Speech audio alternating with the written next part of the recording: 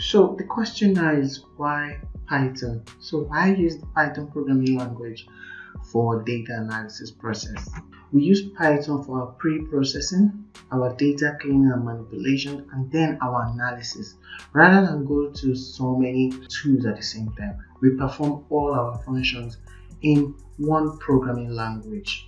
That makes Python rich in features, extremely reliable, and then high-class complete analytical work. So it takes patience and experience to exploit some of these functionalities, but in this process, using Python programming, you use your Pandas for your data cleaning and your manipulation, you use your NumPy for pre-processing, you use your Matplotlib, and then your Seaborn for visualization. So these are the packages you're using all within the Python programming confines. So with this, Python makes it easier for us to work on our data analysis processes. So Python is an interpreted high-level general purpose programming language, meaning it is almost like an English language. You can easily read Python programming without cracking your head on what a certain line of code means.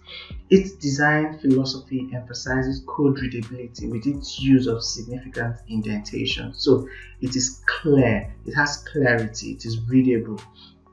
Next, it aims to help programmers write clear, logical code for small and large scale projects. So these are some of the concepts about Python programming that makes Python programming good and usable for our data analysis processes. Now, when it comes to using this Python, we need environments, we need integrated development environments to enable us to see and use our code. So what are integrated development environments? For short, they are called IDEs.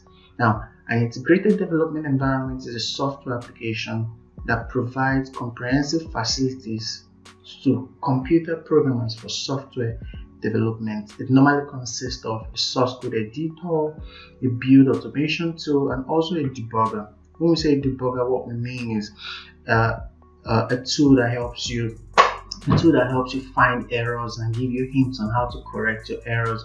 Your source code editor is in that place where you could write your code. So we have so many types of IDEs in the world today. We have the Python IDE, we have Spider, we have PyCharm, we have Eric, we have Vim, we have Atom, we have Jupyter Notebook, Anaconda distribution, PyDev, Tony, Visual Studio Code, and so on. But for the purpose of this class, we'll be using the Anaconda distribution.